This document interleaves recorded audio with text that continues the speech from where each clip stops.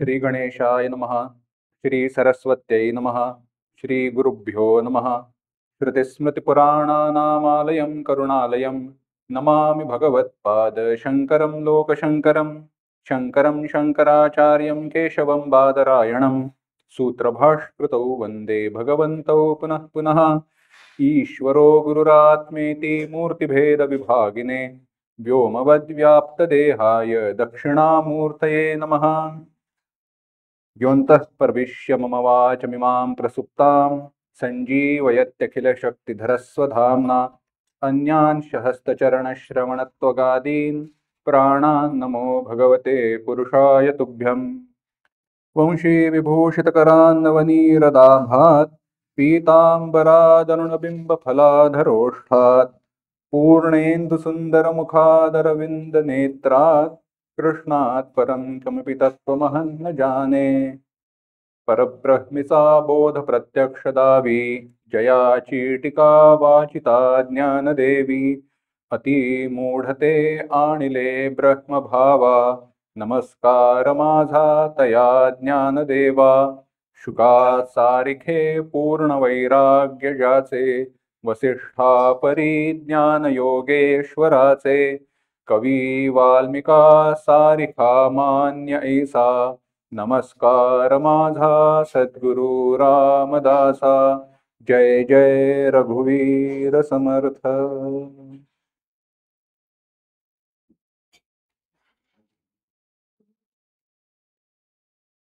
तुला ही तनु मानवी प्राप्त झाली बहुजन्म पुण्ये फळा लागी आली। तिला तू कसा गोविसी विषयी रे हरे राम हा मंत्र सोपा जपा रे। श्रीराम।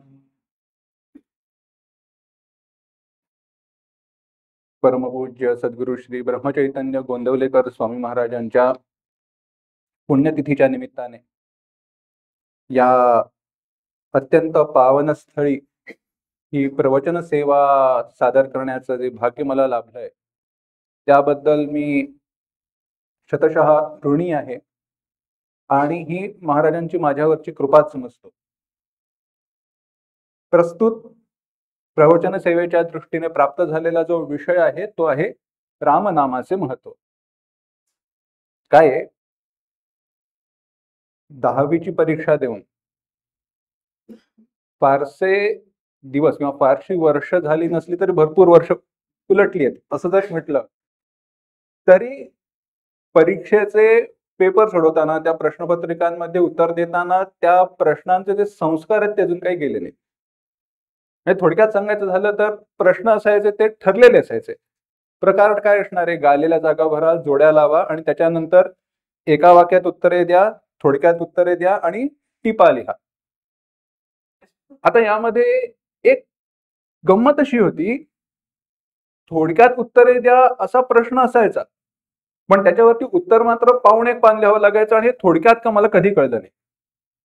पण असो, त्याच दृष्टीने जर का या प्रश्नाचा विचार केला रामनामाचे महत्व तर याचं एका वाक्यातही उत्तर देता येतं, थोडक्यातही उत्तर देता येतं आणि सविस्तरही देता येतं आणि विस्तार करायचा झाला तर तो विस्तार पुरेसा पडत नाही। याचं कारण शतकोटी प्रविस्तरम एकैकम अक्षरम पुंसा महापातक नाशनम। त्याचा विस्तार कितीही केला तरी तो काही होऊ शकत नाही।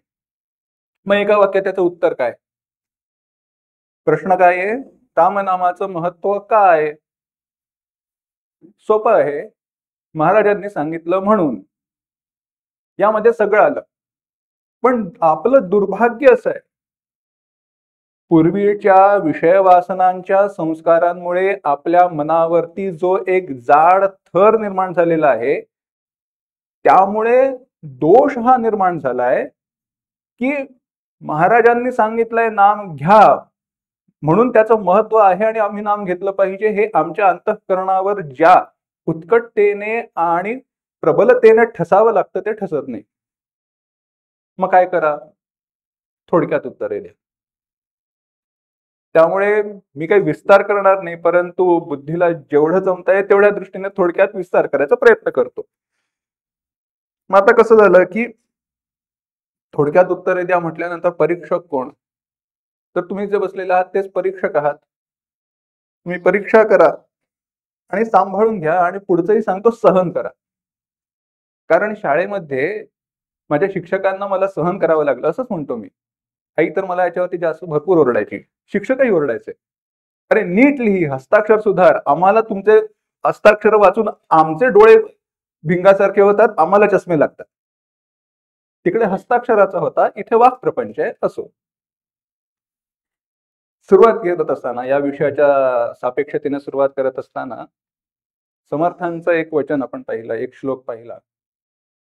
तुला ही तनु मानवी प्राप्त झाली, बहुजन्य पुण्ये फळा लागी आली. परंतु पुढे काय झालं, तिला तू कसा गोवसी विषयी रे, हरे राम हा मंत्र सोपा जपा रे. प्रश्नाचं हे थोडक्यात उत्तर आहे. रामनामाचं महत्व काय हे म्हटलं, प्रत्यक्षात हा जो श्लोक आहे ज्याच्यातनं हा उद्धरण म्हणून घेतलेला आहे, तिथे बरेच जवळपास 40 श्लोक आहेत. परंतु सगळीकडे एकच सांगितलंय, प्राप्त झालेला जो विषय आहे, प्राप्त झालेला जो हा नरदेह आहे, त्याचा उपयोग करण्याऐवजी, तो सत्कारणी लावण्याऐवजी सत्कार्याकडे प्रवृत्त न होता विषय वासनांकडे प्रवृत्त होऊन आपण तो वाया घालवतोय, फुकट घालवतोय. ते करू नका. काय करा, हरे राम हा मंत्र सोपा जपा रे, राम नाम घ्या. एक दृष्टांत सांगतो, गोष्ट सांगतो, कदाचित आपल्या परिचयाची असेल. ती गोष्ट लक्षात आल्यानंतर राम नाम का महत्वाचं हे आपल्याला लक्षात येईल.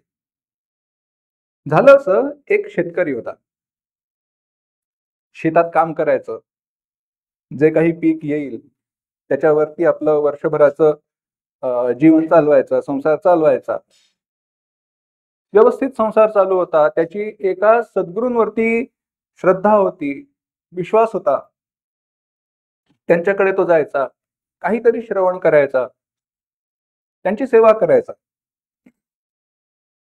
एकदा झालं असं, सद्गुरूंनी सांगितलं, अरे तू ही सगळी मेहनत करतोय, एवढं सगळं करतोयस, पण फार त्याच्यात अडकू नको रे. मला कळतंय की तुझ्या अध्यात्माकडे ओढ आहे, परंतु विषयांना तू सोडत नाहीयेस, संसाराला तू सोडत नाहीयेस, दोन्ही दगडांवरती पाय ठेवून उभा आहेस. त्याने काही तुझं भलं होणार नाही. थोडं अंतःकरणात वैराग्य निर्माण कर. पण ते त्याला काही पटेना. त्याला असं वाटत होतं की आपलं काम अधिक सुलभ व्हावं, सुकर व्हावं, आपण साधन संपन्न असावं, आपल्याकडे संपत्ती भरपूर असावी, सुखाने आपण जगावं आणि त्या सुखात जगत असताना आपला परमार्थ व्हावा.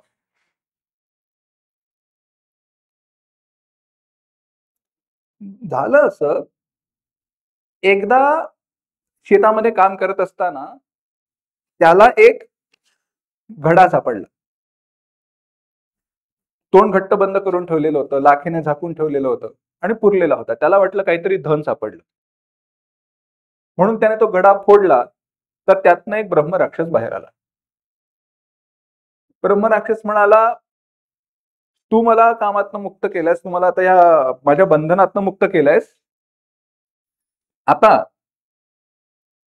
मी तुझी हवी ती मदत करायला तयार आहे, तुझी मी सगळी कामं करेन, पण एकच आहे माझी अट, मला रिकामं राहता येत नाही.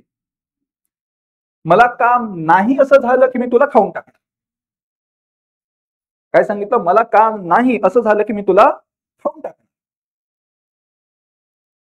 शेतकरी म्हणाला, काय आज माझं भाग्य उजळले, भाग्य आता सर्व चिंता ही निवारली, माझ्या सगळ्या चिंता मिटून गेल्या, माझं भाग्य उदयाला आलंय, आता मला काहीच करायची आवश्यकता नाही. त्याने एकामागून एक कामं करायला सांगितली. अरे तो ब्रह्मराक्षसच आहे, त्याला कितीसा वेळ लागतो. शेत नांगरून झालं, नवीन वाडा बांधून झाल्या, 100 गायी घेऊन आला, सगळी कामं झाली.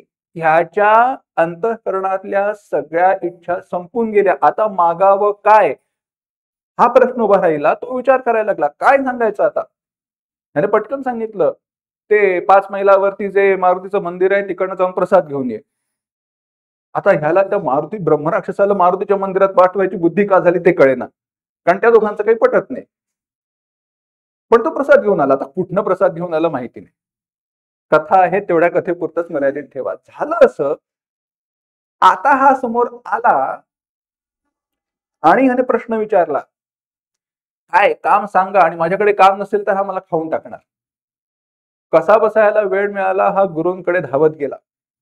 गुरूंनी त्याला धावत येताना पाहिलं आणि म्हणालं, सांगितलं होतं विषयाच्या मागे लागू नको, त्यांच्या नादी लागू नको, ते तुला त्रास देतील. म्हणाला, आता गुरुजी आता काही करा पण ह्याच्यातनं वाचवा. गुरुजी म्हणाले, काही नाही, एक काम कर. गुरुजींनी त्याला उपाय सांगितला. आता ब्रह्मराक्षस शोधत आलाच शेतकऱ्याला. जिथे शेतकरी होता तिकडे ब्रह्मराक्षस आला. म्हणाला, मालक काम सांगा. शेतकऱ्याने सांगितलं, काही नाही, एक काम कर, इथे एक उंच शिडी तयार कर. त्याने उंच शिडी तयार केली आणि मग शेतकऱ्याने सांगितलं, मी बोलावेपर्यंत या शिडीवरती वरती चढायचं आणि खाली उतरायचं, बाकी काही करायचं नाही. एकच काम आता, काय करायचं, मी पुन्हा बोलवत नाही तोपर्यंत या शिडीवरती वरती चढायचं आणि खाली उतरायचं. गोष्ट संपली. आपलं अंतःकरण जे आहे, आपलं मन जे आहे ते असं आहे, मनाला शांत राहता येत नाही. मन एका ठिकाणी स्थिर राहू शकत नाही. मन हे चंचल आहे आणि ते चंचल लहान मुलासारखं चंचल आहे. एका लहान मुलाला सांगितलं, बघ तू तो गणपती बाप्पा कसा बसलाय, त्या गणपती सारखा जर का ह्या रजईवरती बसलास, एक अर्धा तास जर का ह्या रजईवरती बसलास ना, तर मी तुला त्याच्या समोरचे सगळेच्या सगळे मोदक देईन. मुलगा बसला. बाजूला त्याचे आजोबा होते. आजोबा हसले. आईला कळे ना आजोबा का हसले ते, पण तिने काही विचारलं नाही. झालं, अर्धा तास झाल्यानंतर तो आई समोर गेला. आई बघ मी बसलो की नाही देवासारखा, मोदक दे. आईने मोदक दिले. मुलगा पळाला, खेळायला निघून गेला. आजोबांनी सुनेला बोलावलं आणि म्हणाले, सुनबाई, मोदक दिले ते बरोबर केलं, पण रजाईकडे पाहिलं का? तिने रजाईकडे पाहिलं तर रजेचे सगळे धागे विखरून विखरून मोकळेकडून झाले होते. शांत बसताच येत नाही ना, हाताने काहीतरी चाळा चालूच होता. तात्पर्य हे आहे, या सगळ्याचं सार काय आहे, आपल्या मनाला शांत बसता येत नाही आणि आपल्या मनाला त्याला जो विषय आवडतो तिथे ते जातं आणि आपण त्याला जे विषय सांगू त्या ठिकाणी ते प्रवृत्त होतच असतं. शांत बसल्यानंतर त्याला एकच माहितीये, मी ज्याचा आहे त्याचा नाश करायचा.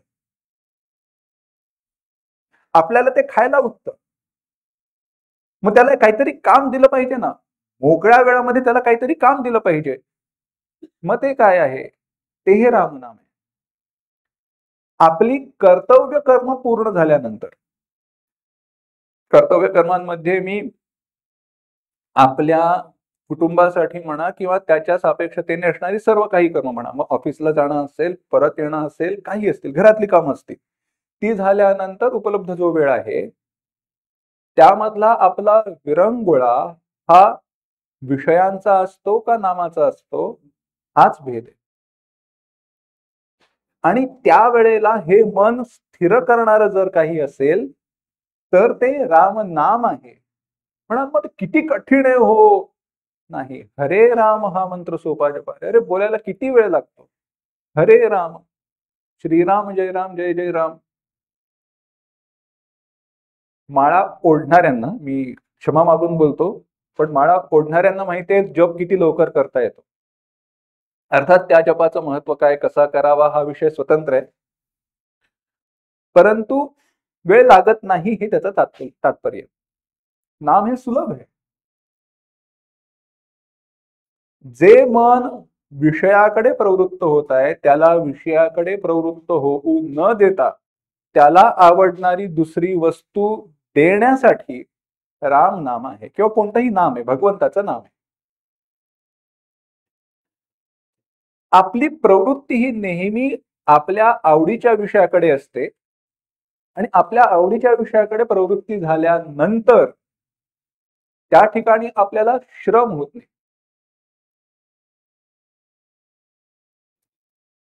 चिंतन करून पहा, आत्मपरीक्षण करून पहा. तुम्हाला समजा मी सांगितलं, आता कुठली जुनी मालिका घ्या किंवा नाटक घ्या, काही घ्या, इथे आपण 12 तास सलग त्याचा प्रयोग होणार आहे. एकामागून एक दुसरं नाटक. फुकटात येऊन बसा, जेवणा खाण्याची पण इथे व्यवस्था आहे, रोज येऊन बसायचं. पण एक अट आहे, पाहताना झोपलात की चौपट पैसे. पाहताना झोपलात की किती? चौपट पैसे. 12 तास ते नाटक पाहत जागा राहाल का तुम्ही? नाही राहता येत. अरे ते चित्रपट पाहण्याचे म्हणजे आपण टीव्हीवरती पाहतोय, पडद्यावरती पाहतोय, पण ते पाहण्याचे सुद्धा जर का श्रम होत असतील तर त्यामध्ये सुख आहे असं आपण का म्हणावं? आहे की नाही? पाहता पाहता आपण झोपतो, वाचता वाचता झोप लागते, मग त्याच्यामध्ये सुख आहे असं का म्हणावं? पण त्याच ठिकाणी एखादी सुंदर पूजा चालू असेल, देवाची आरास चालू असेल, त्यावेळेला झोप येते का? आपला तमोगुणाचं प्राबल्य झालं असेल तरच, नाहीतर सहसा येत नाही. कारण तिकडलं असणारं सौंदर्य हे चिरकाळापर्यंत टिकणार आहे. विचार करून पहा, हेच नामाच्या बाबतीत आहे. फक्त त्या ठिकाणी असणारा जो आपला दुजाभाव आहे म्हणा, किंवा आपल्या अंतःकरणाची एक अढी निर्माण झाली आहे म्हणा, ती दूर होणं आवश्यक आहे. मग त्याच्यासाठी काय करावं? तर त्याचं महत्व पटलं पाहिजे, एवढंच आहे. म्हणूनच आपला आजचा विषय आहे रामनामाचे महत्व. मग आता एक एक एक एक विचार कर. विषय म्हटला तर रामनामाचे महत्व थोडक्यात आपण विचार पाहिला काय आहे, तर विषयांकडे मनाची प्रवृत्ती होऊन द्यायची नसेल तर नाम हे महत्वाचं आहे. त्यात हरे राम हा मंत्र सोपा जपारे, अत्यंत सोपा तो मंत्र आहे. व्याकरणाच्या दृष्टीने सांगतो, राम फक्त एक आकार आहे आणि अकार आहे. कृष्ण म्हणायला तो ऋकार आणि जोडाक्षर म्हणावं लागत नाही, म्हणून ते सोपं आहे. बाकी विस्तार पुढे करू. तर राम हे सोपं काय? कोणीही म्हणू शकतं, त्याच्यामध्ये जोडाक्षर नाही ती काही नाही, आणि 2च अक्षर आहेत म्हणून सोपं. तर एक नियम असा आहे, रोगार्तस्य रोगनिवृत्तौ स्वस्थता. आचार्यांनी भाष्यामध्ये, जगद्गुरु आदिशंकराचार्यांनी भाष्यामध्ये विचार मांडत असताना म्हटलं, रोगार्तस्य इव, जो रोगाने ग्रासलेला आहे त्याच्या सारखंच. म्हणजे काय? रोगनिवृत्तौ स्वस्थता. तुम्हाला बरं व्हायचं असेल, आता आजारी पडलो समजा, ताप आलाय,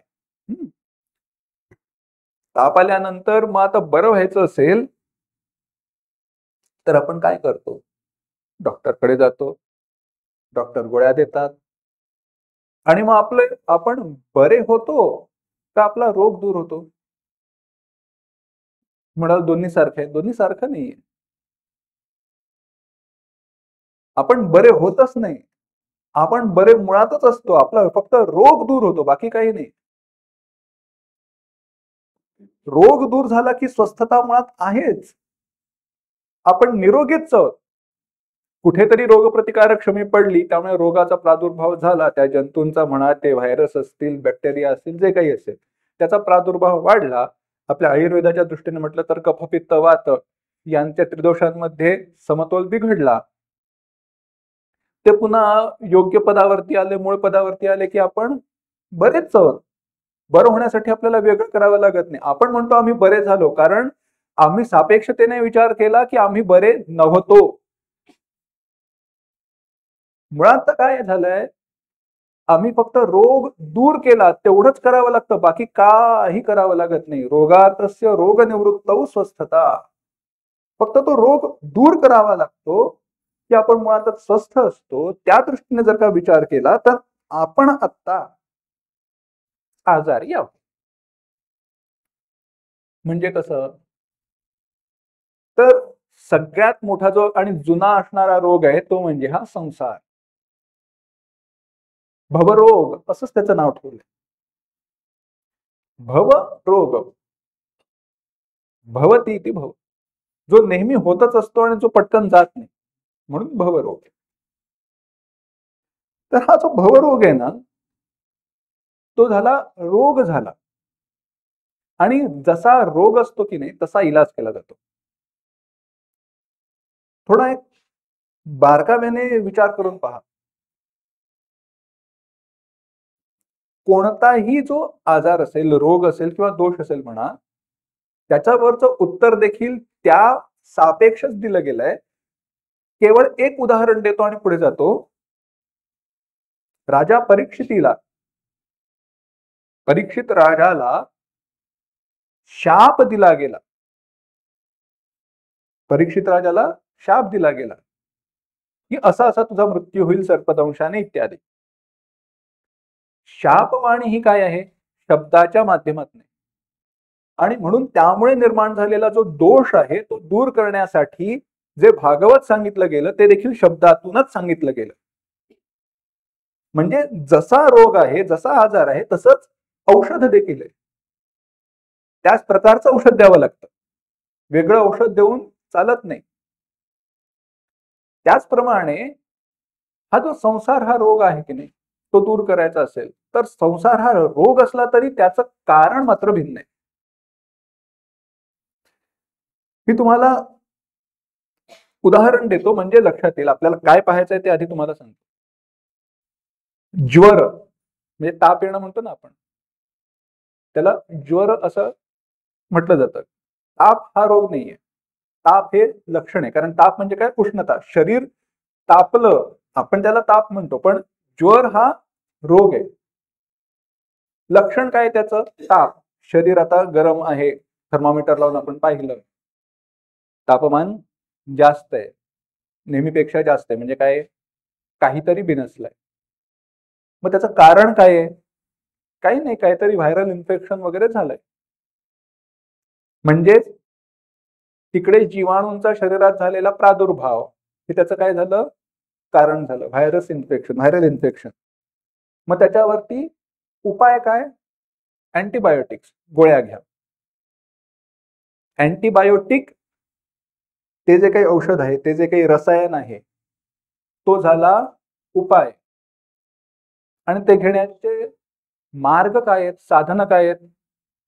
खूपच म्हातारा असेल, ज्याला गिळता येत नाही, अशा अवस्थेला पोहोचला असेल तर नळ्यांमधनं देतात, नाहीतर कॅप्सूलच्या माध्यमातून तोंडावाटे घ्यायला सांगतात. 2 मार्ग झाले. पुन्हा एकदा आता समोर मांडतो. रोग काय आहे, ज्वर. लक्षण काय आहे, शरीराचं वाढलेलं तापमान. कारण काय आहे, व्हायरल इन्फेक्शन.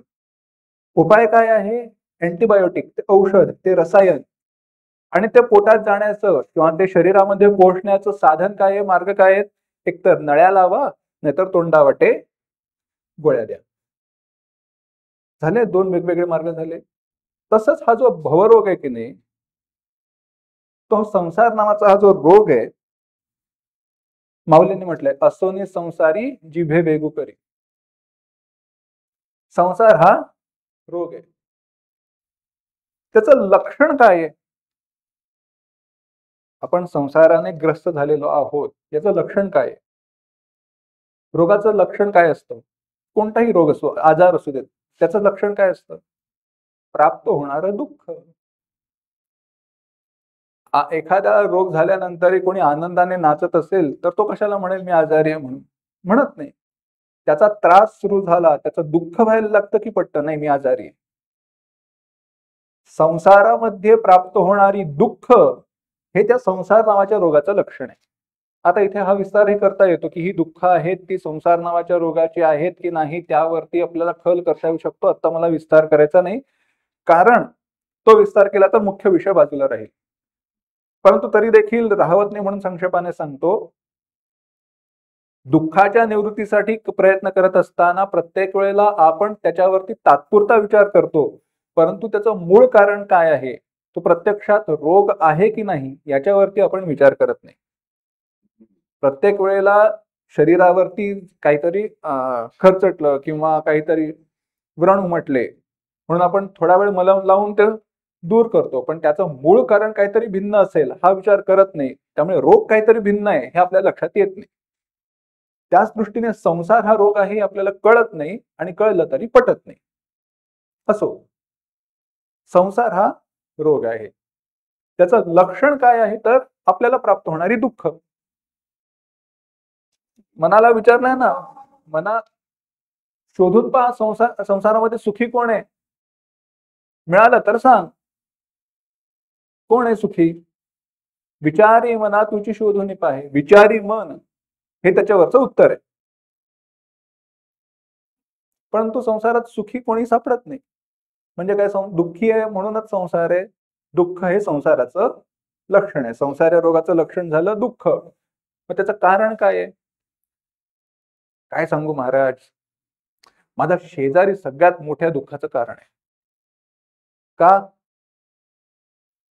जी काही कारण असतील ते असो, पण एक सांगतो, आपला शेजारी म्हणा, आपले नातेवाईक म्हणा किंवा दुसरा हा आपल्या दुःखाचं कारण नसतं, आपणच आपल्या दुःखाचं कारण असतो. आपल्या कर्माचीच फळ आपल्याला प्राप्त होत असतात. ती ज्याच्या कोणाच्या माध्यमातून होत असतील तो त्याचा दोष काय? आपण पूर्वी जे कर्म केलं तेच भोगायला येत आहे. सुखस्य दुःखस्य न कोपी दाता परो ददात्येव कुबुद्धिरेषा स्वकर्म अहम करोमी इति वृथाभिमाना स्वकर्म सूत्र ग्रथितो हि लोकः. कोणीही सुख आणि दुःख देत नाही, दुसरा देतो ही दुर्बुद्धी आहे, हा अविवेक आहे. मी करतो हा दुराभिमान आहे, आणि आपण आपल्याच कर्माची फळं भोगत असतो. मग ती सुखाची असावीत किंवा दुःख, सुखकारक असू देत अथवा दुःखकारक असू देत, सुख देणारी असू देत अथवा दुःख देणारी असू देत. म्हणजेच काय, दुःख हे झालं लक्षण. मग त्याचं कारण काय झालं? त्याचं कारण अज्ञान आहे. महाराज एवढं मी सगळं शिकलो, मग मी अज्ञानी आहे का? आहे. कारण खरं ज्ञान हे परब्रह्माचं ज्ञान आहे, तेच आहे. बाकी सगळं अज्ञानच आहे. परमात्म्याच्या स्वरूपाला सोडून प्राप्त झालेलं सर्व ज्ञान हे अज्ञान आहे. कारण समर्थांनी सांगितलंय, जिथे विज्ञान संपतं तिकडे अध्यात्म सुरू होतं. आणि अगदी पुढे जाऊन सांगायचं म्हटलं तर जो त्या स्वरूपाशी एक झालाय तोच एक ज्ञानी आहे, बाकी सगळे अज्ञानी आहेत. अगदी थोडं पुढे जाऊन म्हटलं तर 99% ज्ञानी म्हटलं तरी देखील तो अज्ञानीच आहे. जो ज्याला ब्रह्म साक्षात्कार झालाय, जो परब्रह्म स्वरूपाशी एक झालाय, तोच एकटा ज्ञानी आहे. बाकी सगळे अज्ञानी आहेत, बाकी सगळे संसारात अडकलेले आहेत. मग असे आपण हे अज्ञानी आहोत. अज्ञान हे झालं कारण. आता मग कारण सापडल्यावरती त्याच्यावरती सोपा उपाय, अज्ञान दूर करायचं तर काय करा, ज्ञान प्राप्त करून घ्या. ज्ञान कसलं? जीव ब्रह्म ऐक्याचं ज्ञान. आता ते सोपं आहे का? नाही. उपनिषदांनी सांगितलं, तमेतं वेदानुवचनेन ब्राह्मणाः विविदशन्ति तपसा अनाशकेन इत्यादी.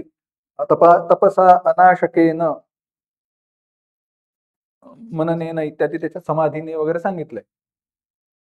म्हणजे काय, ते ब्रह्मज्ञान प्राप्त करण्यासाठी अनेक जणांनी प्रयत्न केले. काय केलं? कोणी तप केलं, कोणी उपास केले, कोणी योग मार्गाचा अवलंब केला, कोणी श्रवण मनन निधिध्यासन केलं. इतके प्रचंड प्रकार केले, परंतु होतं असं, ते सगळं करायला गेलं ना की त्रासच जास्त आहे. म्हणून इथे मला आता सांगावंसं वाटतं की महत्व या शब्दाकडे आता मला यायचंय. आतापर्यंतची सगळी भूमिका मांडली. आता आपल्याला कळलं की आपण आजारी आहोत, आपल्याला संसार नावाचा रोग झालेला आहे, त्याचं लक्षण दुःख हे आहे. आम्हाला या दुःखाची निवृत्ती करायची आहे. त्या दुःखाची निवृत्ती करायची असेल तर संसार नावाचा रोग दूर झाला पाहिजे. तो रोग दूर व्हायचा असेल तर त्याचं कारण अज्ञान हे आहे. ते अज्ञान दूर व्हायचं असेल तर ब्रह्मसाक्षात्कार, आत्मसाक्षात्कार झाला पाहिजे, हे त्याच्यावरचं उत्तर आहे. तो प्राप्त व्हायचा असेल तर काय? आता मध्ये थोडी रिकामी जागा सोडतो आणि पुढे जातो. महत्व. महत्व या शब्दाचा अर्थ काय? महत्व म्हणजे इम्पॉर्टन्स. कारण समानार्थी शब्द तोच द्यावा लागतो, दुसरा महत्वाला शब्द नाही. आणि इम्पॉर्टन्स या शब्दाला आजकाल एवढं महत्व प्राप्त झालंय की तो वापरल्याशिवाय लोकांना कळत नाही. असो, महत्व, महतः भावः, मोठेपणाचा जो भाव आहे त्याला महत्व म्हणतात. अगदी सोपं. पण म्हणजे काय? महत्व महत्व कशाला म्हणतात? अत्यंत महत्वाची व्यक्ती आहे. आता आजचा जो कार्यक्रम आहे हेच उदाहरण घेऊ. या सगळ्या कार्यक्रमामध्ये अत्यंत महत्वाची व्यक्ती कोण? अर्थात प्रवचन करणारा.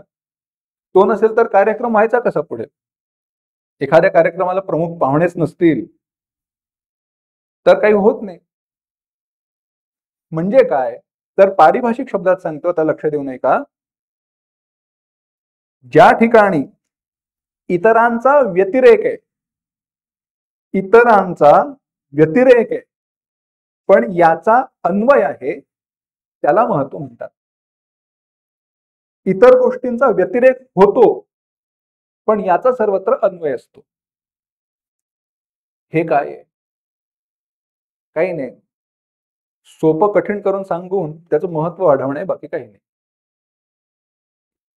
मक्याची कणसं आहेत किंवा आता हुरडा पकडू, ती खायची आहेत. कच्ची खाता येत नाहीत, पोटं दुखतात. मग काय करावं लागतं? पाकसिद्धी. शिजवलं पाहिजे, भाजलं पाहिजे, त्याच्यावरती काहीतरी प्रक्रिया केली पाहिजे.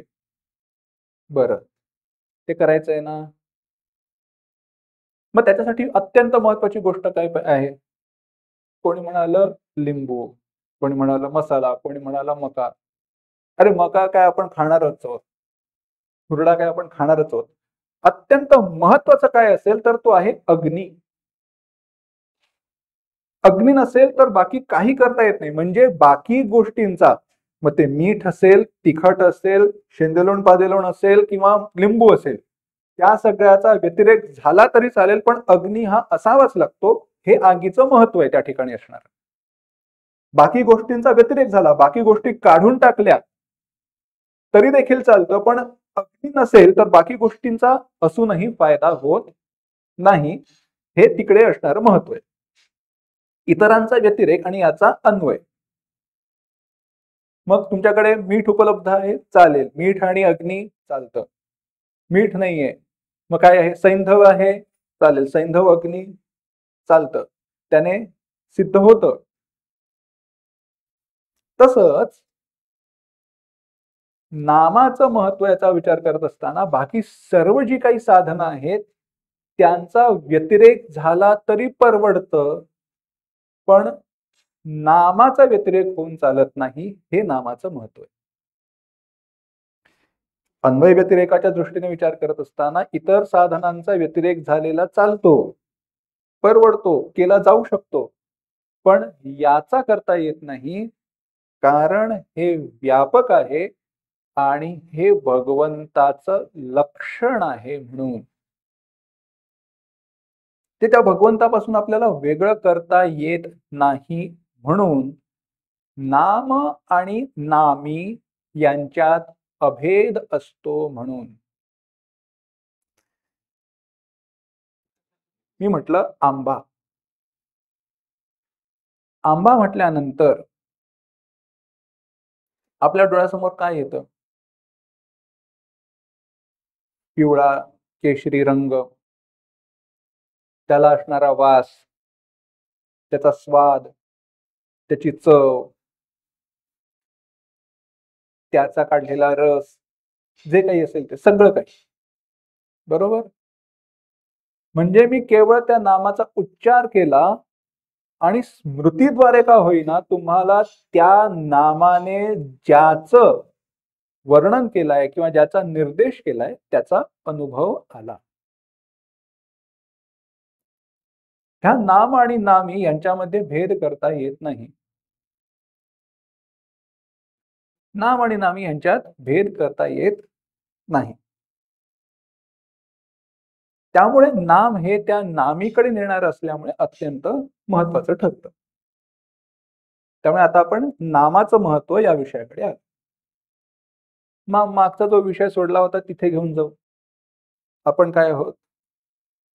संसाराने ग्रस्त झालेलो आहोत. त्याचं लक्षण दुःख आहे, त्याचं कारण अज्ञान आहे. अज्ञान दूर करण्यासाठी जीवब्रह्म ऐक्याचं ज्ञान प्राप्त झालं पाहिजे. जीवब्रह्म ऐक्याचं ज्ञान व्हायचं असेल तर काय केलं पाहिजे?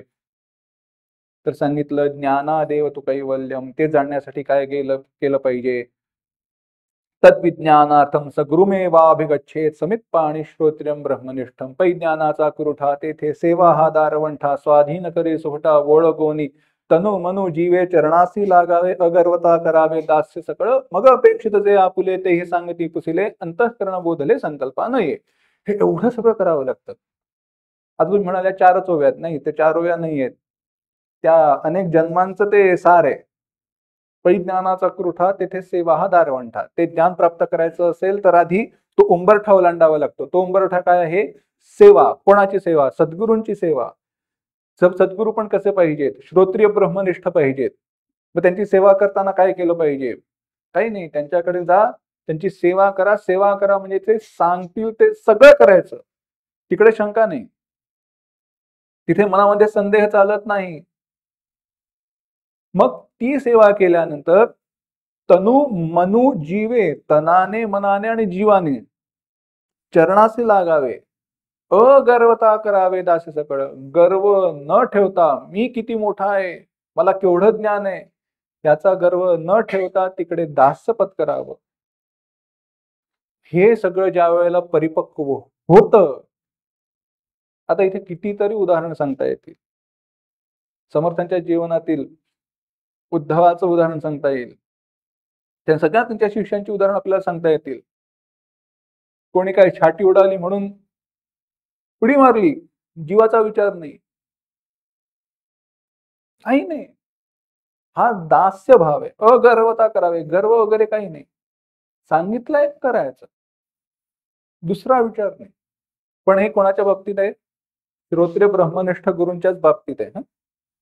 तिकडेच जाऊन दास्य तो पत्करावं, येरा गबाळ्याच्या मागे जाऊ नये.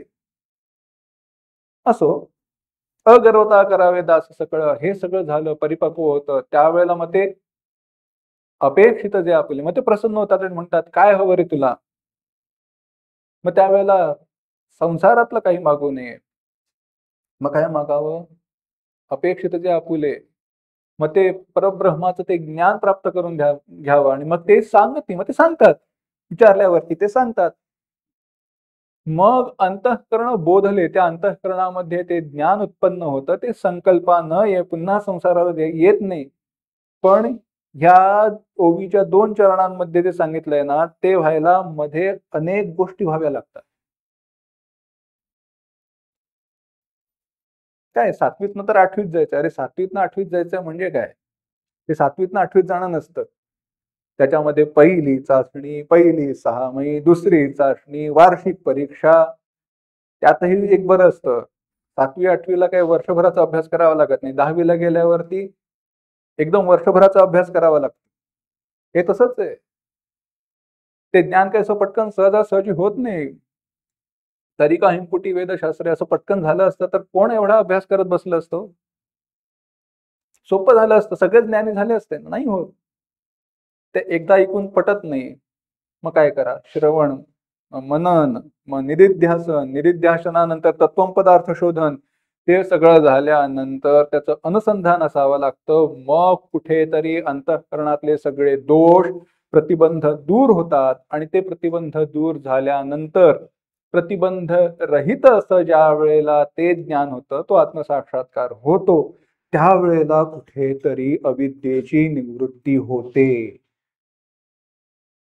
म्हणजे हे बोलताना जेवढा दम लागतो, मग करायला किती वेळ लागेल हो? आहे ना? हे झालं ज्ञानाच्या बाबतीत. पण म्हणाला मला, आम्ही पण काय तुम्ही म्हणाल, भरपूर आम्ही ऐकलेले, आम्हाला एक माहिती आहे, ज्ञानादेव तो कैवल्यम. ज्ञानाशिवाय काही मोक्ष नाही. बरोबर आहे, ज्ञानाशिवाय मोक्ष नाही. पण ही मेहनत मग आपण का करा? झेपत असेल तर नक्की करावी. झेपत असेल तर नक्की करावी. मोठी गाडी असेल तर एक्सप्रेसवेने जाता येतं, बाईक असेल तर खंडाळ्याच्या घाटातनं जावं लागतं. झेपत असेल तर नक्की करावं, आवश्यकतेने करावं, लवकर आहे. पण जमत नाही म्हटल्यावरती म्हणून आम्ही सोडून द्यायचं का? नाही. दुसरं सांगतो, काय आहे? काही नाही, योगा आकार मोठा घेऊन आम्ही योगाच्या क्लासला जातो. म्हणजे काय? काही नाही, तुम्ही अर्ध्या हळकुंडाने पिवळे झालेले आहात. एवढं सोपं असतं तर योग याग विधी येणे नोहे सिद्धी या एवढा कपाळ मोक्ष किंवा ही आदळ आपण संतांना करावीच लागली नसती, माऊलींना सांगावंच लागलं नसतं. जा करा, आनंदाने करा, खुशाल करा म्हणाले असते ना. नाही, तो योग आहे, अष्टांग योग आहे. आणि तो एवढा सोपा नाही. माऊलींचे शब्द आहेत, माझे नाहीत. माऊली म्हणतात, या मार्गावरचा चालणारा महेश अजूनी भगवान शंकर देखील याच मार्गावरती चालतायत. म्हणजे त्यांनीही हा मार्ग चालून अजून पूर्ण केलेला नाही. अशी जर का अवस्था असेल, 1400 वर्ष ज्यांनी योग सिद्ध केलाय, 1400 वर्ष योगाची सिद्धी करून त्या अवस्थेला पोहोचलेले चांगदेव महाराज असतील, पण त्यांना देखील शरण जावंच लागलं ना. मग काय फायदा झाला? आम्ही योग करतो, उत्तम आहे, चांगलं आहे. पण योगाचं प्रयोजन काय आहे? योगच चित्तवृत्ती निरोध, हा तुमच्या चित्तवृत्तींचा निरोध होईल, तुम्हाला तुमच्या मनावरती नियंत्रण प्राप्त होईल. पण पुढे काय? काही नाही. योग दुस्तर आहे, ओलांडून जाणं अत्यंत कठीण आहे. ज्ञान नाही, योग नाही, मग काय करा? सोपा मार्ग आहे, आमच्यासाठी एकदम चांगला आहे. काय? कर्मयोग. कर्मयोग करायचा म्हणजे काय करायचं? काही नाही, कर्म करताना नाम घ्यायचं. होत नाही. प्रामाणिकपणे सांगा, कर्म करताना नाम आठवतं का काम झाल्यावर नाम आठवतं? कर्म करेपर्यंत मी करतो आणि काम झाल्यावरती त्याने केलं असं चालत नाही. करत असताना तो करतोय हा भाव असेल ना तरच खरं. कर्म करताना थोडा जरी सुखदुःखाचा भाव अंतःकरणात निर्माण झाला की समजा हे मी अहंकाराने करतोय, भगवत कृपेने भगवत इच्छेने त्याच्याकडून माझ्याद्वारे होत नाहीये. या बाबतीत, त्या साधनेच्या बाबतीत मात्र आपण स्वतःशी प्रामाणिक असलं पाहिजे. आणि पुन्हा कसं आहे, आपण म्हणतो मी कर्म करतो, पण त्याला कर्म म्हणायला वेदांत किंवा शास्त्र तयार नाही. कर्म म्हणजे काय? काही नाही. 10-15 दिवस त्या यज्ञामध्ये बसायचं, सगळे त्याच्यासाठी असणारे जे उपचार आहेत, नियम आहेत ते पाळायचे.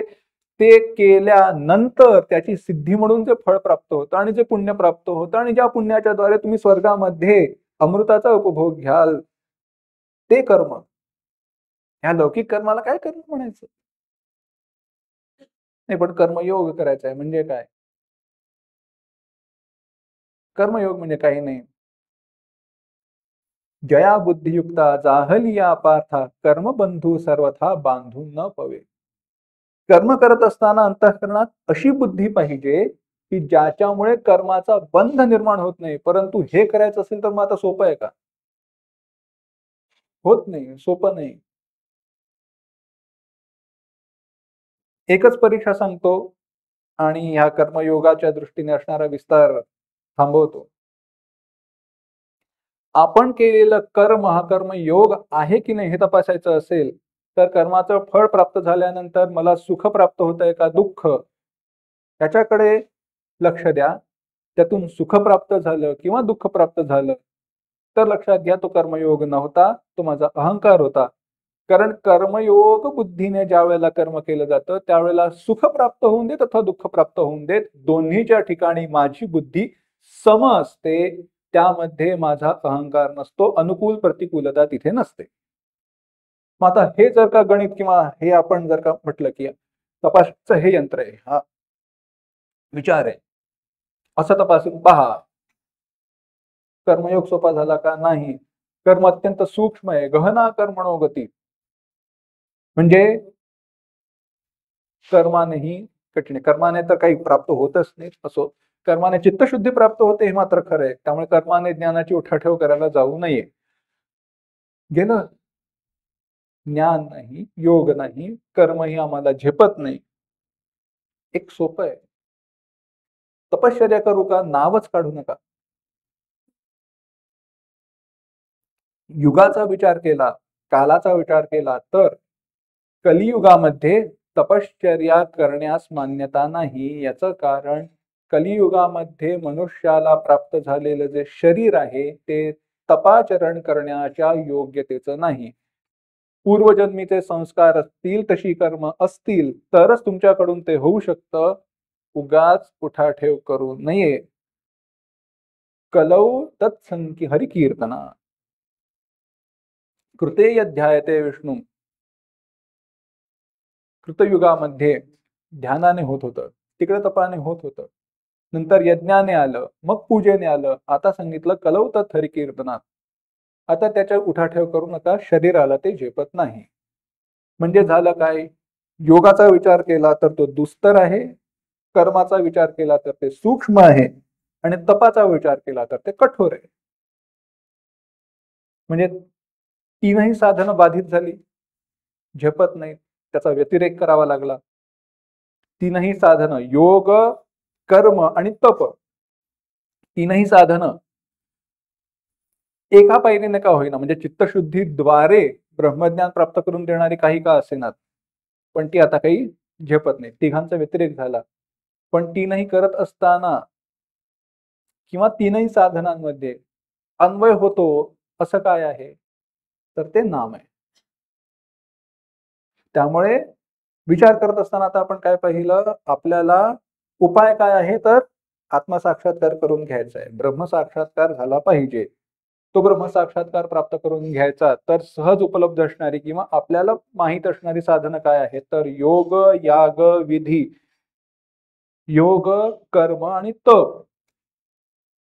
पण येणे नोहे सिद्धी, याने होत नाही. नुसताच अहंकार वाढतो, बाकी काही होत नाही. मुकुंदमाला नावाचा एक ग्रंथ आहे, त्याच्यात म्हटलंय मेदच्छेद फलानि पूर्त विधया सर्वे हुतम भस्मनी. आम्ही भगवंताचं नाव घेतलं नाही, भगवंताची भक्ती घेतली नाही, भगवंताचं नाम घेतलं नाही, भगवंताची भक्ती केली नाही, आणि असं करून भगवंताचं नाम न घेता, त्याची भक्ती न करता जर मी योगासन केली किंवा अष्टांग योगाचं आचरण केलं तर बाकी काही होत नाही, फक्त माझ्या शरीरातला मेद कमी होतो. यज्ञ केले तर त्यांचं भस्म होतं, आणि सगळं जे काही कर्म आहे ते लयाला जातं, बाकी काही नाही. त्यामुळे ही भगवंताची, आता नीट लक्ष देऊन ऐका हा शब्द, नामस्मरण पूर्विका जी भक्ती आहे ती अत्यंत महत्वाची आहे. नामस्मरण पूर्विका भक्ती म्हणजे काय, तर ती भक्तीच आहे, पण भक्ती तो कठीण सुळावरील पोळी, तेवढं कठीण न करता त्याला एक अत्यंत सहज आणि सोपं असणारं रूप दिलं, ते म्हणजे भगवंताचं नाम. आता पुन्हा एकदा केवढा विचार केला त्याचा थोडक्यात आढावा घेऊ. भगवंताचं नाम घेतलं पाहिजे, कारण माझं मन हे विषयांकडे सहज जातं, आणि विषयांकडे गेलं की ते माझा घात करतं. त्यामुळे त्याला दुसरं काहीतरी साधन, आलंबन दिलं पाहिजे, जेणेकरून ते विषयांकडे जाणार नाही. त्याचं अत्यंत सुलभ साधन हे भगवंताचं नाम आहे. भगवंताचं नाम घेण्याचं दुसरं महत्वाचं कारण म्हणजे, मला संसार नावाचा रोग झालेला आहे, त्याचं लक्षण दुःख हे आहे. ते दुःख, तो रोग दूर व्हायचा असेल तर त्याचं कारण अज्ञान, ते दूर झालं पाहिजे. ते अज्ञान दूर व्हायचं असेल तर आत्मसाक्षात्कार झाला पाहिजे. आत्मसाक्षात्कार होण्यासाठीची उपलब्ध असणारी साधनं आहेत ती अत्यंत जटिल आहेत, कठीण आहेत. परंतु तेच फळ प्राप्त करून देणारं दुसरं जर काही असेल तर ते भगवंताचं नाम आहे. म्हणून मी भगवंताचं नाम घेतलं पाहिजे. हा सगळा आतापर्यंतचा विचार झाला. मग या सगळ्यामध्ये हे नाम आलं कसं, ही नामस्मरण पूर्विका भक्ती म्हणजे काय, त्याचा आता विचार कर. तर आहे असं नाम आहे की नाही, ते सगळं फळ देणार आहे. हरिमुखे म्हणा, हरिमुखे म्हणा, ते सांगत असताना माऊलीने काय सांगितलं, तेणे मुक्तीचारी साधी गेल्या. चारी मुक्ती त्याला मिळाल्या की नाही, सामिप्य, सालोक्य, सार्ष्टी आणि सायुज्य.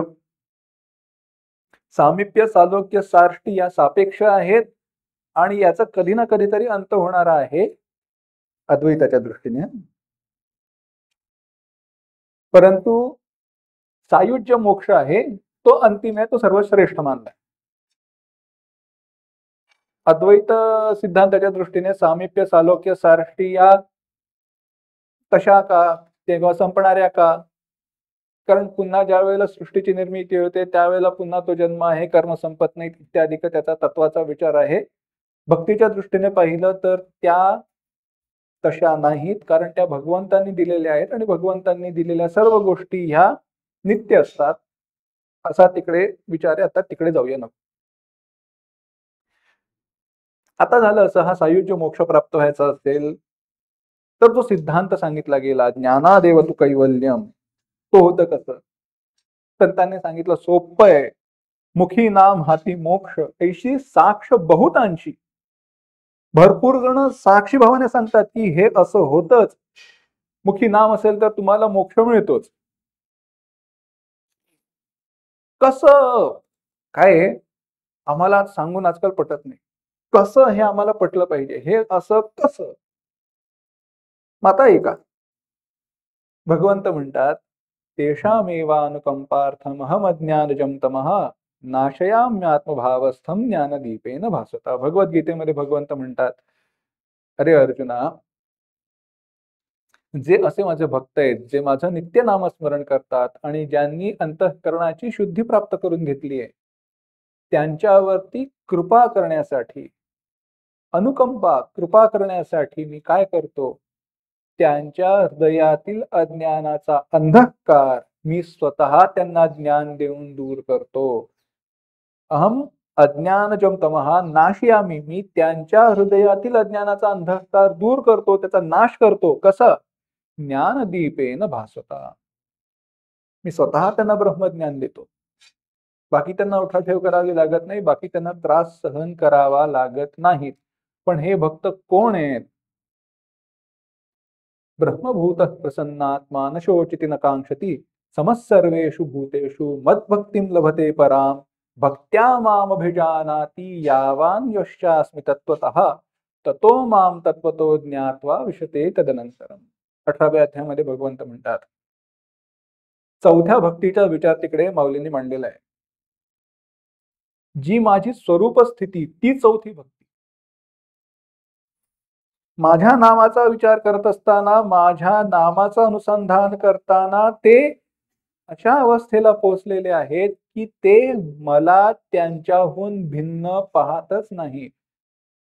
यावान यश्चास्मि तत्वतः ततो माम तत्वतः ज्ञात्वा, मला स्वरूपाने जाणून विशते तदनंतरम, ते माझ्या स्वरूपाला प्राप्त होतात, ते मोक्षास प्राप्त होतात. म्हणजे साधन काय केलं, काही नाही, केवळ माझी भक्ती केली. पण कोणती, आर्त नाही की जिज्ञासू नाही की अर्थार्थी नाही, ते ज्ञानी भक्त होत. मग ते झाले कसे, काही नाही, त्यांनी केवळ माझी नामस्मरण पूर्विका भक्ती केली, बस.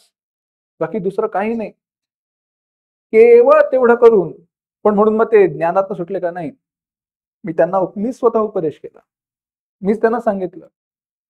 उद्धवाला काय, अर्जुनाला काय, भगवंतांनी स्वतःच उपदेश केला. तर असं आहे, ही नामस्मरण पूर्विका जी भक्ती आहे त्याने ते ज्ञान आपल्याला प्राप्त होतं. कारण भगवंत म्हणतात, ज्ञानी हा आत्मा माझा, ज्ञानी माझा आत्मा आहे, तो माझ्यापासून वेगळा राहत नाही. म्हणजे नामाने मोक्ष प्राप्त होऊ शकतो, पण सिद्धांताच्या दृष्टीने त्याच्यातनं आपले ज्ञानात सुटका नाही, परंतु ते ज्ञान देण्याचं कार्य भगवंत करतात आणि ते सगळ्यात उत्तम एका दृष्टीने, कारण तिकडे चुका होण्याचा काही संबंधच नाही. थोडं विषयांतर करून सांगतो. माऊलींनी फार सुंदर विचार मांडलाय. एवं वेदाचे मूळ सूत्र सर्वाधिकारैक पवित्र श्रीकृष्णे गीता शास्त्र प्रकट केले. एवं वेदा मूळ गेता केवी पाले बोधा तरी उपपत्तीची बाही उभावणी सांग. माऊली म्हणतात वेदांचं मूळ ही भगवद्गीता आहे. वेदांचं मूळ भगवद्गीता आहे. आता आपण म्हणतो सर्वोपनिषदो गावहा दोग्धा गोपाल नंदनहा पार्थो वत्स सुधीर भोक्ता. सगळ्या उपनिषदांचं सार कळलं. वेदांचं सार उपनिषदांचं सार भगवद्गीता. मग उपनिषद भगवद्गीता आधी का गीता आधी? अर्थात उपनिषद भगवद्गीता आधी. मग वेदांचं मूळ सूत्र असणारी ही गीता आहे हे कसं तुम्ही सांगू शकता? सिद्धांताच्या दृष्टीने विचार केला तर भगवद्गीता ही महाभारतामध्ये म्हणजे इतिहास ग्रंथामध्ये येते. तो स्मृती ग्रंथ आहे. त्याच्यापेक्षा प्राबल्य श्रेष्ठ श्रुती ग्रंथ म्हणजे वेद होतात. मग वेद हे भगवद्गीतेचं मूळ असलं पाहिजे. तुम्ही असं कसं म्हणू शकतात?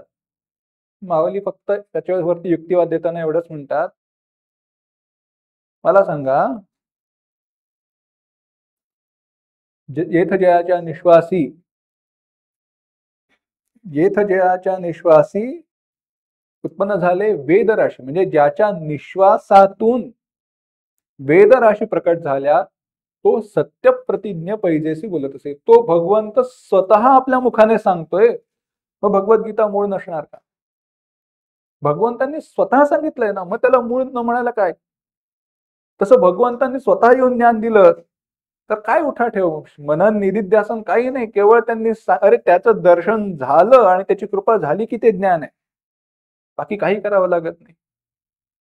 पण मग हे सगळं व्हायचं असेल तर श्रवण मनन निधिध्यासन ते महावाक्याचं श्रवण मनन निधिध्यासन मग ते पण सोपं नाही. तिकडे आधी साधनच्या तुष्टय प्राप्त करून घ्यावं लागतं. मग ते त्याच्यामध्ये शम दम तितिक्षा श्रद्धा समाधान वैराग्य विवेक ते वैराग्य म्हटल्यावरती परवैराग्य अपरवैराग्य. आता बोलताना ते कंटाळा येतो. लोक झोपा काढतात. मग ते त्या मार्गावरती चालायचं म्हटलं तर कसं व्हायचं? म्हणून हा सगळा विचार केल्यावरती लक्षात येतं नाम हे सुलभ. ज्ञानदेव म्हणे नाम हे सुलभ सर्वत्र दुर्लभ विरळ जाणे. हा आपला सगळ्यात मोठा प्रॉब्लेम आहे. नाम हे सुलभ आहे पण ते नाम सुलभ आहे हा जाणणारा दुर्लभ आहे. बाकी काही नाही. नाम हे सुलभ आहे पण तो जाणणारा दुर्लभ आहे. बरं, म्हणजेच आतापर्यंत महत्व काय हे आपण पाहिलं. बाकीच्यांचा व्यतिरेक केला, बाकी साधनांचा व्यतिरेक केला तरी नाम या साधनाचा व्यतिरेक करता येत नाही आणि नामाने देखील आपल्याला मोक्ष प्राप्त होऊ शकतो. त्याची संगती याचा विस्तार आपण केला. नामाचं महत्व आपल्याला कळलं. पण आपला विषय काय आहे? राम नामाचं महत्व. त्यामुळे द्वैत निर्मितीचा भेद निर्मितीचा दोष पत्करून, कारण कोणतंही नाम घ्या, राम कृष्ण हरी शिव ब्रह्म कोणतेही नाम घ्या, ते प्रत्येक नाम हे त्याच परब्रह्माचं वाचक आहे. ज्याच्या अंतःकरणामध्ये जसा भाव आहे तसा देव त्याच्या अंतःकरणामध्ये वसत असतो. असे हो जया अंतरी भाव जैसा वसे होत या अंतरी देव तैसा अनन्यास रक्षित असे चापपाणी. परंतु असं जरी असलं तरी देखील भेद निर्मितीचा द्वैत निर्मितीचा दोष पत्करून मी सांगतो राम नाम हे महत्वाचं आहे. नामाचं महत्व आपल्याला कळलं. नाम हे अत्यंत सुलभ साधन आहे आणि जे परमश्रेष्ठ असं साध्य आहे ते नामाने प्राप्त होतं. पण त्यातही राम नाम हे महत्वाचं आहे का? याचं कारण असं आहे, आज आपण अनुकरण प्रिय आहोत, अनुसरण प्रिय नव्हे. म्हणाला तर हे काय अनुकरण आणि अनुसरण म्हणजे काय? तर काही नाही.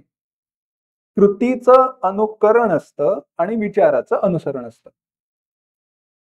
दुसरा वागत असताना त्याच्या अंतःकरणात काय विचार आहेत आणि कोणत्या भूमिकेतनं त्याने कार्य केलंय त्याचे विचार काय आहेत, त्याची विचारांची धारा काय आहे, हे सगळं जाणून कर्म करणं त्याला अनुसरण म्हणतात. आणि दुसरा जसं वागतोय तसंच वागणं याला अनुकरण म्हणतात.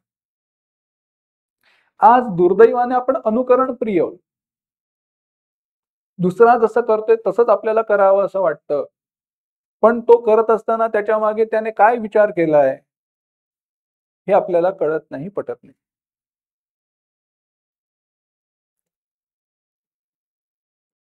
एकाला सांगितलं,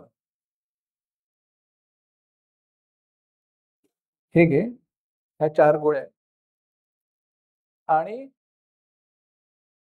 काही नाही, एकच करायचं, रोज ते मंदिर आहे किंवा गावाला 10 फेऱ्या मारायच्या. त्याला गोळ्या दिल्या, सांगितलं मंदिराला, त्या गावाला 10 फेऱ्या मारायच्या. 10 फेऱ्या मारून झाल्या की हे औषध घ्यायचं. जेवायचं, गावाला 10 फेऱ्या मारायच्या, औषध घ्यायचं. तो म्हणाला ठीक आहे. त्याचा मित्र होता, तो मागणं आला. मित्र बघतच होता. त्यालाही सांगितलं ह्या गोळ्या घ्यायच्या, काही नाही. झालं. मित्राने पहिल्याला पाहिलं, तो 10 फेऱ्या मारल्यानंतर गोळ्या घेतोय, ह्याने आपली बुद्धी वापरली. ह्याला वाटलं की आपल्यालाही 10 फेऱ्या मारल्यानंतर गोळ्या घेतल्या पाहिजेत, म्हणून ह्याने 10 फेऱ्या मारल्यानंतर गोळ्या घ्यायला सुरुवात केली. 1 महिन्यानंतर डॉक्टरांकडे गेले. त्यावेळेला ह्याची प्रकृती अजून बिघडली होती. डॉक्टरने विचारलं, अरे काय झालं, गोळ्या घेतल्या का? तो म्हणाला, हो ना, रोज 10 फेऱ्या मारून गोळ्या घेत होतो. डॉक्टरने सांगितलं, तुला तुझी बुद्धी चालवायला सांगितलं होतं कोणी? मी म्हटलं का तुला 10 फेऱ्या मारायच्या? तो म्हणाला, नाही. मग का मारल्या? तो तो मारत होता म्हणून तुला मारायची आवश्यकता काय होती? अरे त्याचं शरीर बघ, तुझं शरीर बघ. त्याला त्या 10 फेऱ्या मारण्याची आवश्यकता होती, कारण त्याचं वजन थोडं कमी झालं तर गोळ्यांचा परिणाम होणार होता. तुला वजन वाढवायचं होतं, तर तू 10 फेऱ्या मारल्यानंतर गोळ्यांचा परिणाम उलटा झाला. आलं लक्षात? आता हा जो विचार आहे, ही सगळी विचाराची प्रक्रिया आहे, ती कळणं आणि कृती करणं हे अनुसरण आहे. पण तो विचार लक्षात न घेता दुसरा करतोय म्हणून मी करणं हे अनुकरण आहे. ही अनुकरण प्रियता लक्षात घेतली तर आपल्याला लक्षात येतं, मी जर अत्यंत क्षमा मागून मी सांगतोय, प्राप्त विषय तसा आहे म्हणून सांगतोय आणि त्या प्राप्त विषयाचं महत्व सांगण्यासाठी सांगतोय, माझा कोणत्याही देवावरती राग नाही, त्या देवांचाही माझ्यावरती राग नाही, त्यांच्याशी माझं काही वैर नाही. हनुमंत समोर आहेत, त्यांची माफी मागून आणि त्यांची साक्ष ठेवून सांगतो, आज आपण कृष्णाचं अनुकरण करायला जातो, पण भगवद्गीतेचं अनुसरण करत नाही, म्हणून आपल्याला दुःख आहेत. कारण आपण अनुकरण प्रिय. कोणत्या बुद्धीने भगवंतांनी कर्म केले? कृष्णावतार हा समजण्यास जेवढा कठीण आहे, तेवढा दुसरा अवतार नाही. कारण त्या ठिकाणी केलेला कर्माचा विचार असेल, धर्माचा विचार असेल, बुद्धी असेल, तो विवेक असेल, तो प्रचंड विस्ताराने आलेला आहे, तो सोपा नाहीये. इथे त्याचा विस्तार करत नाही, अनुकरण प्रियतेकडे येतो. म्हणून अनुकरण करायचं असेल, डोळे झाकून कोणाच्या मागे जा, तर प्रभू रामचंद्रांनी केलं ना ते कर. प्रभू रामचंद्रांनी प्रत्येक कृती केली ही धर्माला अनुसरूनच केली. किती उदाहरण सांगता येतील, काय काय केवढं सांगावं. अगदी थोडक्यात सांगतो. प्रभू रामचंद्र एकपत्नी राहिले, एकपत्नी व्रताने राहिले. कृष्णाच्या किती होत्या? 16,108. पण कृष्णाने 16,108 का केला याचा आपण विचार करतो का? नाही. प्रभू रामचंद्रांनी त्या एका पत्नीसाठी किती हाल अपेष्टा सहन केल्या, त्याचं अनुकरण तरी करतो का? नाही. ते करत असताना लक्षात घ्या, कारण नाम आणि नामी याचा संबंध आहे. राम म्हटल्यानंतर संपूर्ण चरित्र आपल्याला पाहिलंच पाहिजे. पटू दे अथवा न पटू दे, नंतर ज्या पत्नीसाठी एवढ्या खस्ता खाल्ल्या, एवढे श्रम घेतले, त्या पत्नीचा त्याग केला. का केला? तिथे आपण विचार करतो का? केला म्हटल्यावर केला का? धर्माची मर्यादा राखली पाहिजे. प्रभू रामचंद्र म्हणतात, त्यांनी आपल्या भावंडांना, लक्ष्मणाला, भरताला सांगितलंय, सीतेलाही सांगितलंय, धर्माच्या रक्षणासाठी मला तुमचाच काय, माझ्या प्राणांचा त्याग करावा लागला तरी चालेल, पण लोकापवाद भयात भीता, मी लोकांचा अपवाद स्वीकार करणार नाही. कृष्णाने तो सगळा अपवाद स्वीकार केला. पण कृष्णाचं अनुकरण करायला जाऊ नका, कारण ते सोपं वाटतं. रामाचं अनुकरण करणं सोपं नाही म्हणून ते आपल्याला पटत नाही. प्रभू रामचंद्रांचं अनुकरण करणं सोपं नाही म्हणून आपल्याला पटत नाही. कृष्णाच्या चरित्राचा किंवा कृष्णाच्या कृतींचं अनुकरण करणं सोपं आहे, परंतु अनुसरण पटत नाही, झेपतच नाही. म्हणून रामनामाचं महत्व काय आहे तर लक्षात घ्या. प्रभू रामचंद्रांनी आपल्या अहंकाराला, आपल्या नात्यांना म्हणा किंवा सुखदुःखाला महत्व न देता जे सत्य आहे आणि सत्याचं पालन लोकांद्वारे व्हावं यासाठी प्रयत्न केले. लक्षात घ्या. केवळ एक गोष्ट सांगतो आणि पुढे जातो, आपली वेळेची मर्यादा संपत आली आहे. सीतामातेचा त्याग का केला याचं एकच सोपं कारण सांगतो. प्रभू रामचंद्रांचं अनुकरण करायचं असेल तर अनुकरण करणाऱ्यांनी जर प्रभू रामचंद्रांनी सीतामातेचा जेव्हा त्यांच्यावरती अपवाद उठवला गेला किंवा त्यांच्यावरती आक्षेप घेतला गेला, त्यावेळेला सत्य जाणत असल्यामुळे, प्रभू रामचंद्रांना सत्य माहित होतं, पण सत्य जाणत असल्यामुळे त्याग केला नसता तर लोकांनी हे म्हटलं नसतं की सीतामाता शुद्ध आहेत. ते म्हणाले असते राजा आहे, त्याला काही करता येत. अनुकरणाचा विचार करा. आणि हे केल्यानंतर तुम्हाला लक्षात येईल रामनामाचं महत्व काय आहे. झालं असं, वाल्मिकी महर्षी एकदा मार्गाने जात होते. आता वाल्मिकी महर्षीच का? कारण रामनामाचं जर महत्व पटायचं असेल आणि उत्तम उदाहरण असेल तर बाकी काय, वाल्मिकींना विचारा. उलटा नाम जपत जग जाना, वाल्मिकी भय ब्रह्म समाना. केवळ अरे राम नाम, ते सुद्धा उलट, मरा मरा मरा करता करता त्याचं राम नाम झालं आणि ते करून त्यांना ब्रह्म प्राप्त झालं. हे जे वाल्मिकी महर्षी आहेत, ते एकदा रस्त्याने जात असताना त्यांना नारद मुनी भेटले आणि नारद मुनींना त्यांनी नमस्कार करून विचारलं, देवर्षी कोण वस्मिन् साम्प्रतं लोके गुणवान कश्य वीर्यवान तस्य बिभ्यति देवाश जात रोगस्य संयोगे एतदिच्छाम्यहं श्रोतुं परम कौतूहलं हि मे महर्षे त्वाम समर्थोसी ज्ञातुमेवं विधम नरम. मी मधले श्लोक गाळलेत, पण सगळे जे प्रभू रामचंद्रांचे गुण आहेत ना, त्या गुणांची उजळणी करत विचारलं, या जगामध्ये असा कोण आहे जो या सगळ्या गुणांनी संपन्न आहे?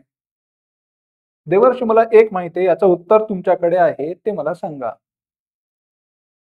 त्यावेळेला नारदांनी उत्तर देताना सांगितलं, राजा, तू जे सांगितलेले गुण आहेत ते अत्यंत दुर्लभ आहेत. ते एकाच्या ठिकाणी प्राप्त होणं जवळजवळ अशक्य आहे, परंतु मला एक व्यक्ती किंवा एक माणूस असा माहिती आहे ज्याच्या ठिकाणी हे सर्व आहेत, आणि तो कोण आहे?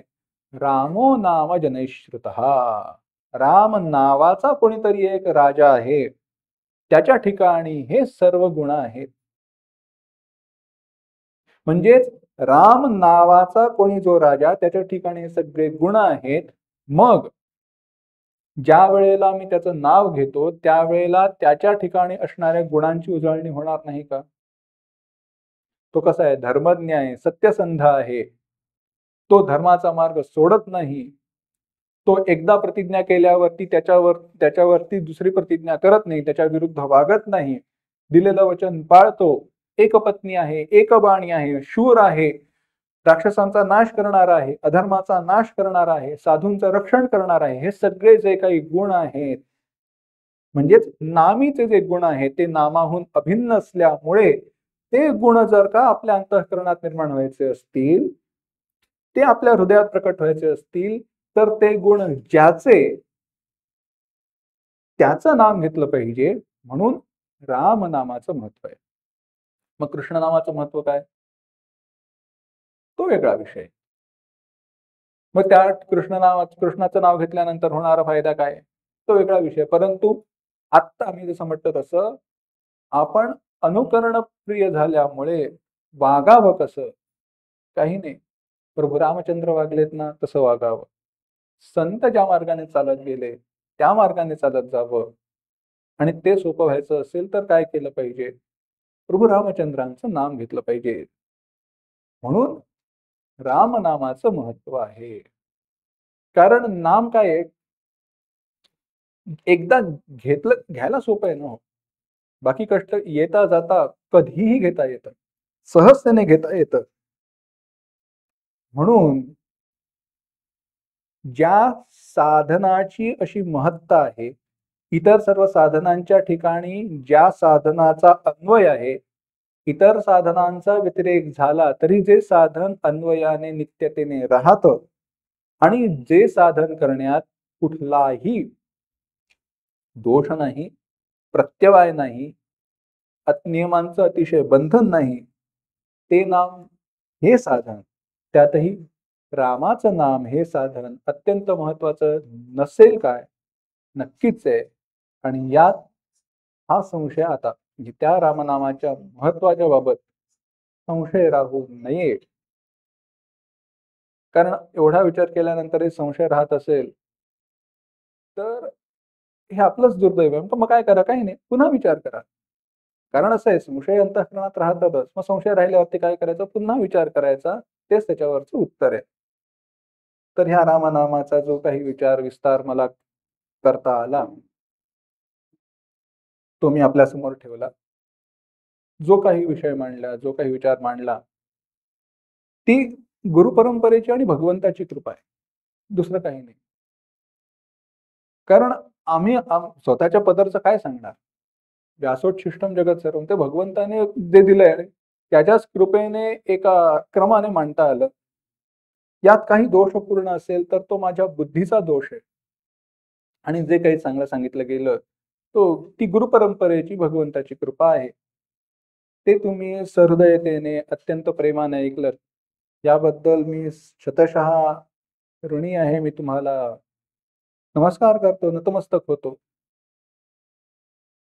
इथे रामनामाचं महत्त्व या विषयावरती विचार प्रकट करण्याची संधी दिली, जेणेकरून मला काहीतरी आत्मपरीक्षण करता आलं, विचार करता आला. ती संधी प्राप्त झाली, म्हणून मी तुमचे आभार मानतो आणि वाणीला विराम देतो.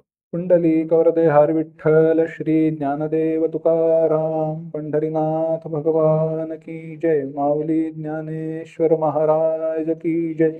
जय जय रघुवीर समर्थ.